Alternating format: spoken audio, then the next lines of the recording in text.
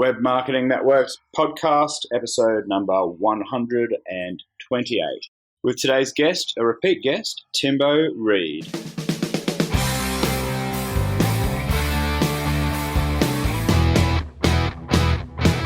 Welcome to the Web Marketing That Works podcast. Come behind the scenes of real-life marketing experiments and listen in as amazing guests confess the truth about what really works. Now, here are your hosts, Adam Franklin and Toby Jenkins.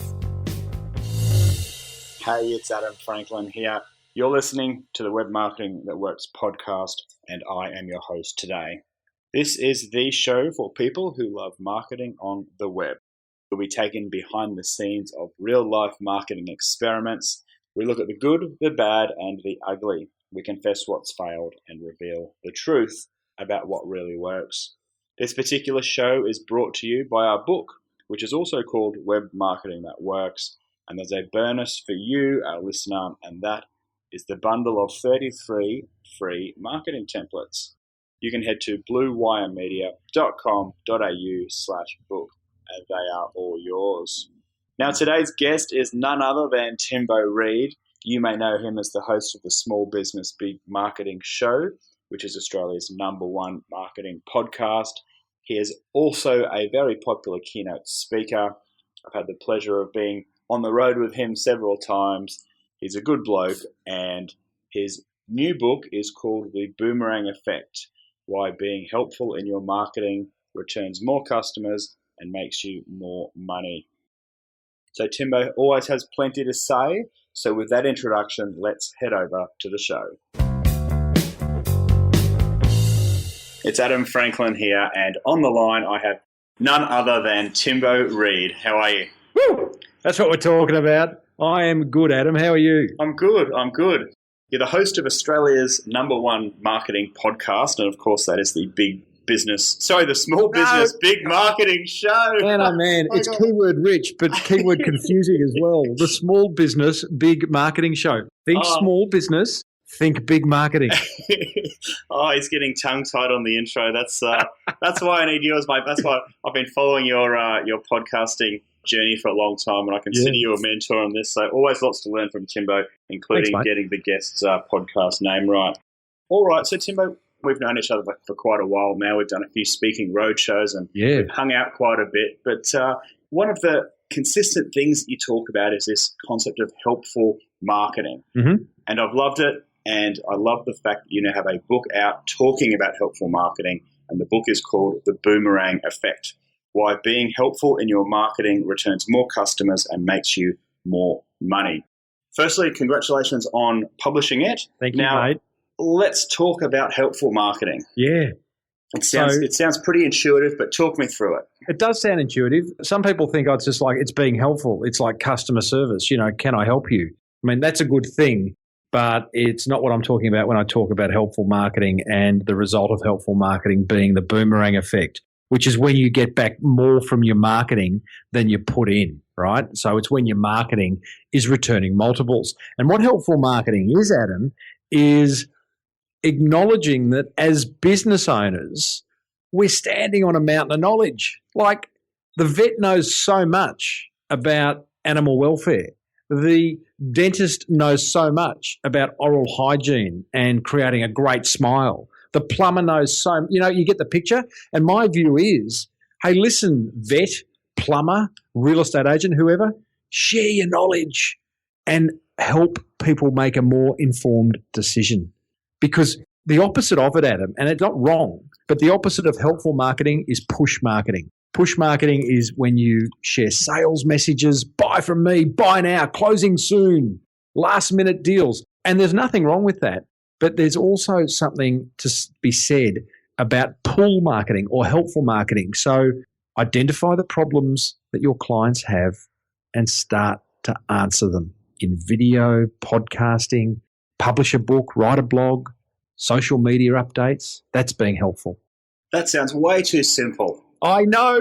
I thought it had to be complicated and confusing and all of that. I apologize. If you want someone to complicate it, you'll have to look elsewhere because marketing is not rocket science. It ain't. So you're telling me all you've got to do is just help people with their problems and educate them a bit? Yep, correct. Gee whiz. I know. We'll finish up now? Yeah, that's it. All right, we'll go there today. So, it's amazing. When I share this from stage, when I share it on my podcast, there is a moment and I acknowledge it. I say, yeah, that's exactly what I'm saying. Like, it is that simple. All I am asking you to do is identify the problems and the questions and the blockages that your customers have and start to go about answering them via all the modern and old school marketing channels. And people go, there's a moment where the penny drops and they start to relax into their marketing. And one of the things, you've heard me say this, I wish nothing more than for marketing to become a hobby of every small business owner in Australia, because when something's a hobby, time disappears. You're happy to throw a bit of dough at it and it doesn't feel complicated and you embrace it. And that's what marketing should be. Marketing, you and I love marketing. Marketing's fun. And when it works, it's even better. It is fun. And I like that thing. It is a hobby. I love doing it. Time disappears when you're really immersing yourself into, publishing something, writing something, creating something. How good does it feel? You're creating wonderful, helpful content. You know that you're helping someone who consumes it, reads it, watches it, listens to it, is going to be better for it. They're going to make a more informed purchase decision. They're going to thank you either overtly or covertly for it. They're going to think better of you, and they're probably going to be more inclined to put you on their shopping list. Hey, bring that on. Now there's a good idea. Yeah. I mean, it's good because people typically hate sales and marketing because you've got to be that icky, pushy, and push marketing, like you're saying. But people love helping people. It's a nice feeling for everybody involved. And I love how you've turned marketing into something that people find a bit icky, into something that's warm and fuzzy, and they want to actually go out and help people. And some big words being used. Icky, warm and fuzzy. Being helpful. We do love being helpful. And, it releases dopamine into the bloodstream. And eating chocolate and having sex also releases dopamine into the bloodstream. So I am introducing you to a marketing concept, Adam and listeners, that not only tastes good, it feels fantastic. Oh, very good, Timbo. Very good. Thank you very much. Yeah. Okay, so we're getting these dopamine hits from helping people. Yep. Now, why are we doing this? We do want some people to buy, but what do you say to people that are going, we're helping all these people for free? Why are we doing that? Why aren't we... Get over it. Yeah. Get over it. Watching Jamie Oliver's show on the ABC, and he's a bit of a hero of mine. There's a bit of bromance going on there, Adam. Watching his show doesn't make us a celebrity chef, right? We still want to buy his book. We still want to buy his DVD. We still want to go to his restaurant, right? Jamie gives away a lot for free, but from what I can gather, he's doing okay, right? Yes. And I think it's flawed thinking to think if we do give away our knowledge, then our competitors are going to copy us and people won't buy from us. There's a great case study of a crowd in the States called Geek Squad. And Geek Squad is these guys that come to your home, install your computer, update your surround sound system, do all the stuff that you can't do. But they create all these videos that show you how to do it, right? So you could watch a Geek Squad video and learn how to install your surround sound or update your software on your computer.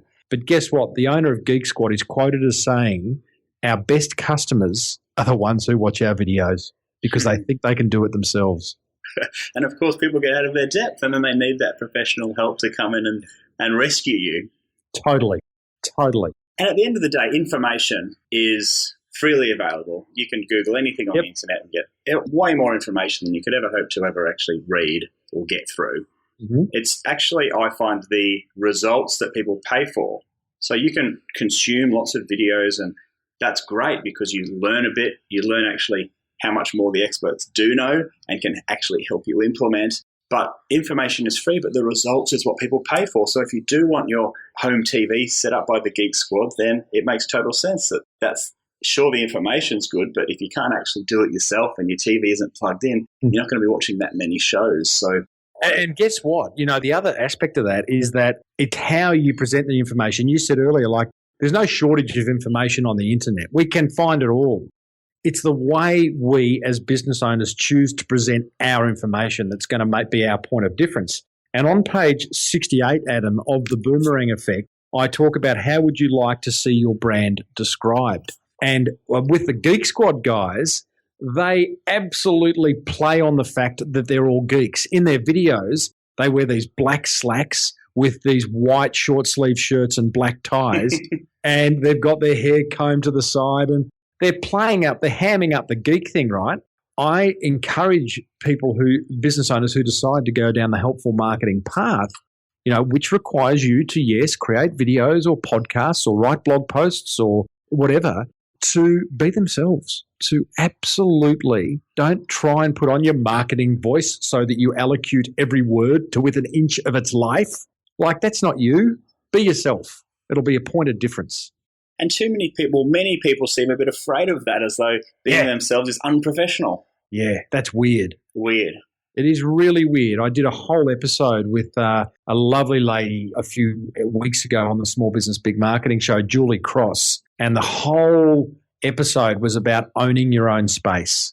It was about, like, having the courage. She calls herself Miss Sparkle, and she comes out in her keynotes talks with these wonderful sparkles on, and she spreads joy, and she's not afraid to be herself. And I think there's a lot of power in that. Because at the end of the day, people buy from people that they know, like, and trust. And if they don't get to know you as a person and see that personality, then chances are they might go with somebody else who is prepared to show a bit more personality. Yeah, correct. And I find personality is quite easy to convey in a podcast and oftentimes a video.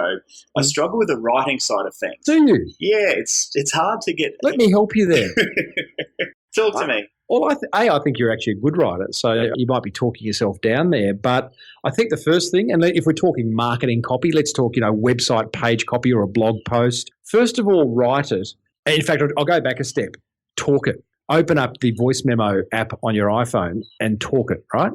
Get that transcribed and have a read of it and see how it sounds. It'll read a little bit weird. That's okay, because then you can edit it, right? Not too much, but you can get rid of the ums and the ahs and, get the grammar in the right way when we read, because it's generally different than how we speak. But then have the courage to have some fun, or not necessarily, you don't have to be funny, but to put some character into your writing. And I think you'll be amazed at how quickly you'll go from writing marketing prose to really enjoyable copy that people do want to read and get a laugh out of. If I'm going to have to just do this as we talk, but I'm going to go to the FAQ section. On the page on my website, Adam, where I sell my book, I have an FAQ section. And this is stuff I've written. Question, can I buy in bulk? Answer, oh yeah, I love the B word. Email me with how many you're after and I'll work out the deal of a lifetime, right? So it's just putting some character and personality, because that's how if someone said to me, can I buy in bulk? I'd be like, yeah, I love the B word. So I've just written it how I'd say it, right? Yeah. And it goes on and on like that. You can see those on over at smallbusinessbigmarketing.com. Thank you. Oh, good. And we'll put a link to that in the show notes, of course, Timbo. Good backlink there. Good on you, mate.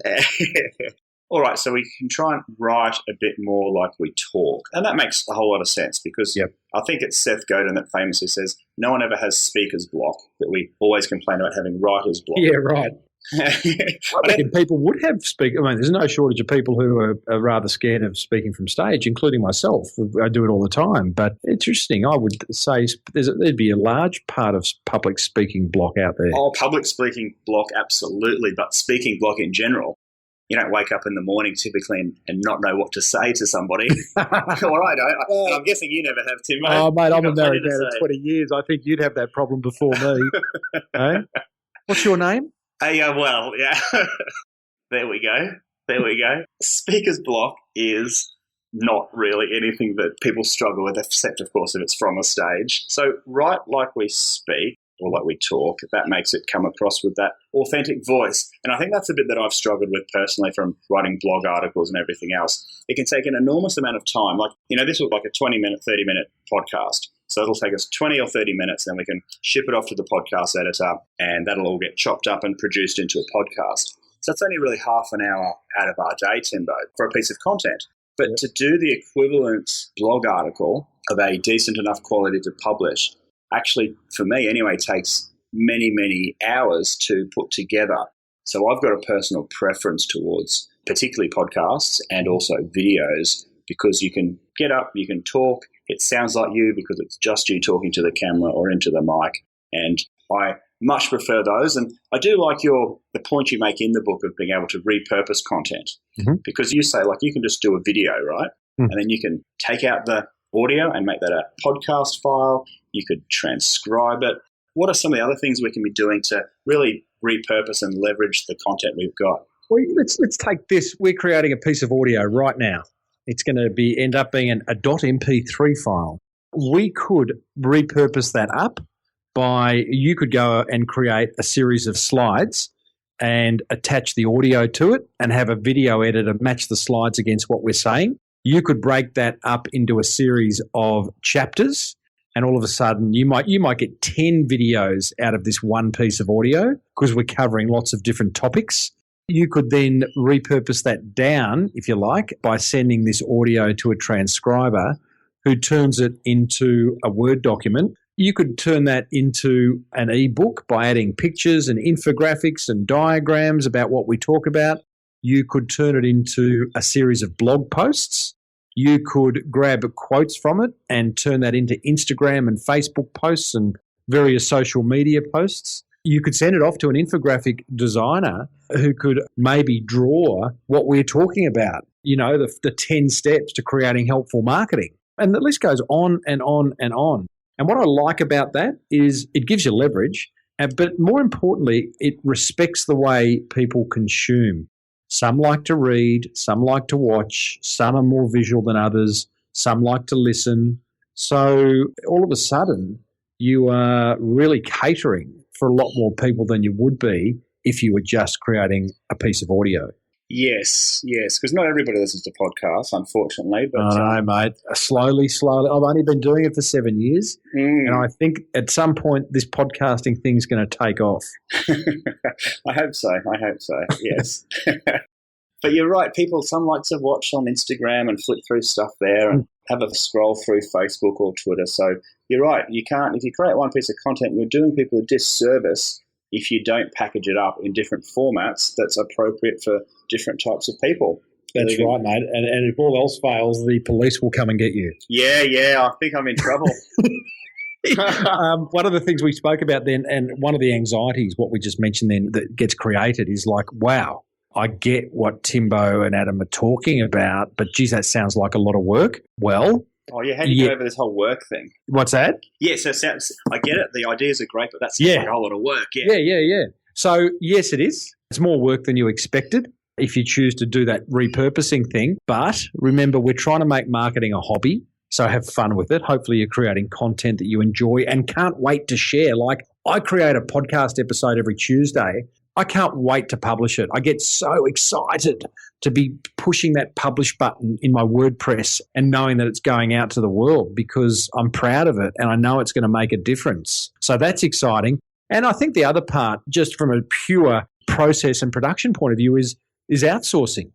Like, it's here, mate. I mean, you outsource, I outsource. I'm actually taking a tour of business owners to the Philippines in June this year to discover how outsourcing can change a business. Because, when you're paying someone, and this is not slave labor stuff, but when you're paying someone like 80 to 90% less over in the Philippines and getting just as good a job done, if not better, then all of a sudden a lot of this helpful marketing stuff is very, very achievable. And it's a whole lot more fun once you've got help with some of that technical stuff, hey? Yep.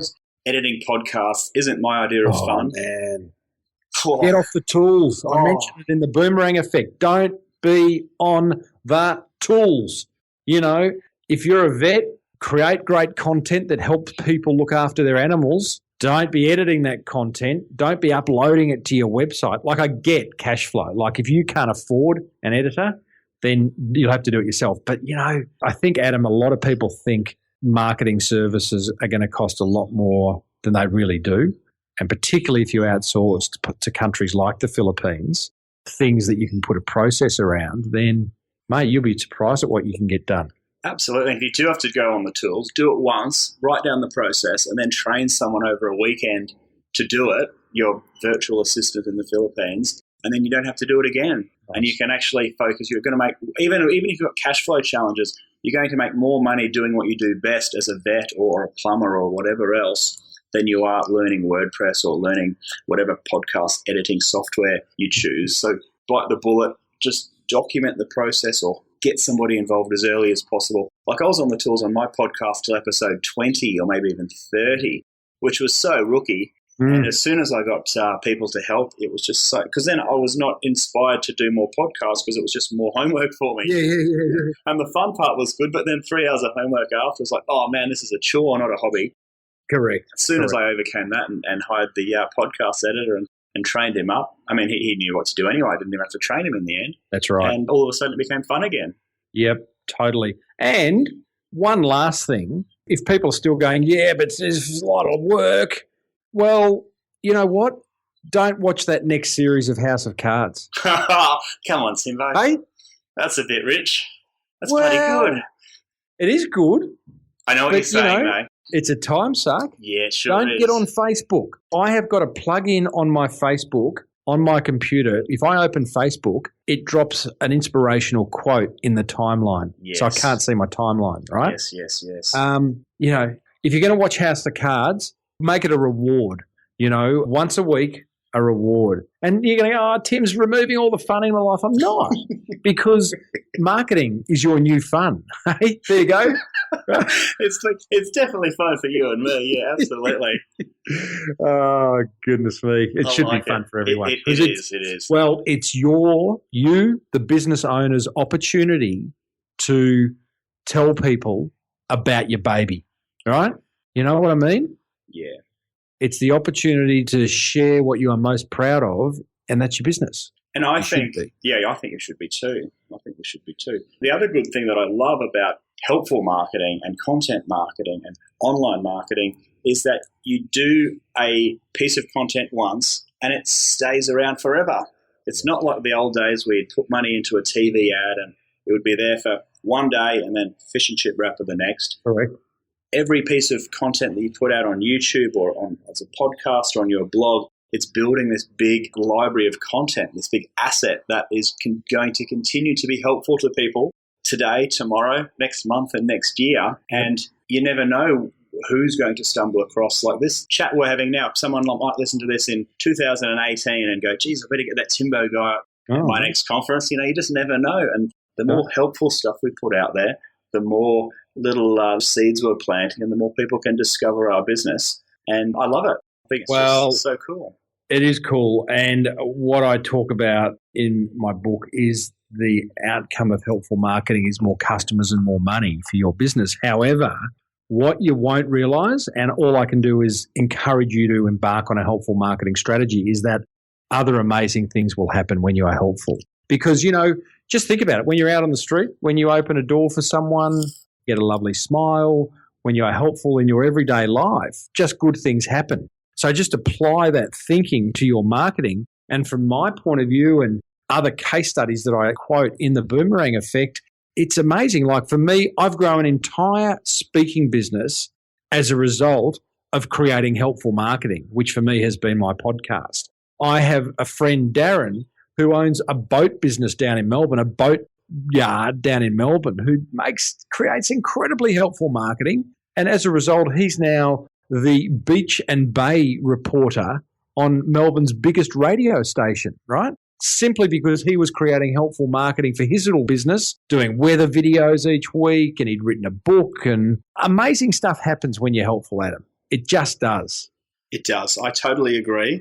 Now, Timbo, where can we actually go to get this? I've got my copy here, The Boomerang Effect. Where can our listeners go to get their hands on it?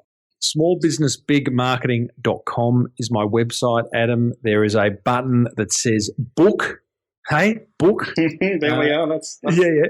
That's And you can buy it there. It's hard copy only. I will sign it. I will send it to you. It's $3,000 a copy. But, or is it $299? No. $2,997. Yeah, $2,997. No, it's $30, and that's where you can buy it. People are going, is there an audio version? Is there a Kindle version? No, there isn't. Maybe one day. But right now, the idea of talking 48,000 words doesn't excite me, despite the fact that I do love the sound of my own voice.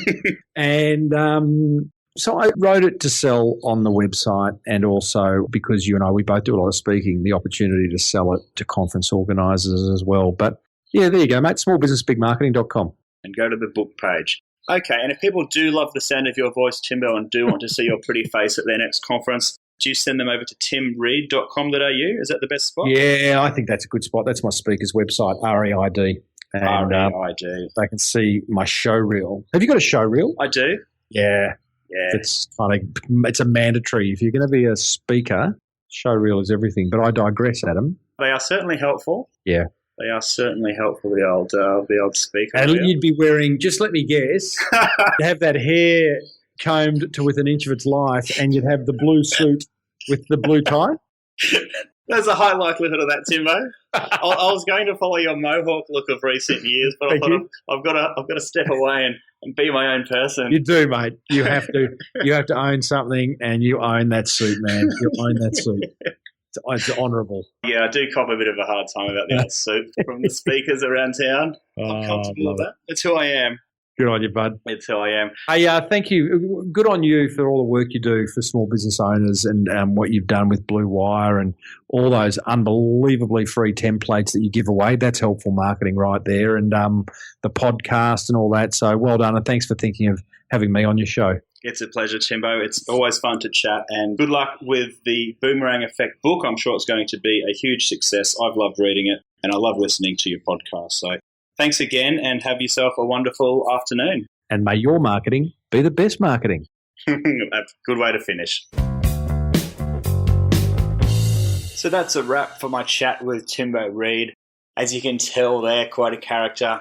He even embarrassed me there at one stage, which I wasn't ready for, but amusing nonetheless. Now, I do recommend you get your hands on Timbo Reid's book, The Boomerang Effect. A lot of ripping yarns, some from businesses that you'll have heard of, some more under-the-radar businesses, which is very relatable as well. Now, of course, if you do like Timbo, check out his website, smallbusinessbigmarketing.com. As he said, if you want to hear that lovely voice of his and have him rabbit on at your conference, then check out his webpage, www.timreid.com.au. One of the more entertaining and educational and fun speakers you'll have at an event. I highly recommend it.